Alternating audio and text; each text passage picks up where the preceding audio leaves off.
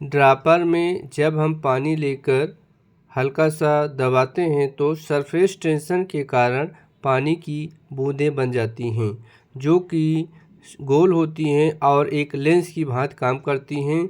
जब इस पर हम लेज़र लाइट डालते हैं तो ये एक हाई पावर लेंस की भांति कार्य करता है और इसके अंदर की अशुद्धियां हमें स्पष्ट रूप से दिखाई देती हैं। इसके लिए हम अंधेरे में चलते हैं। पानी की बूंदें उच्च पावर लेंस की भांति काम करती हैं। जब उस पर लेज़र की किरण पड़ती है तो उसकी अशुद्धियां स्पष्ट दिखाई देती हैं।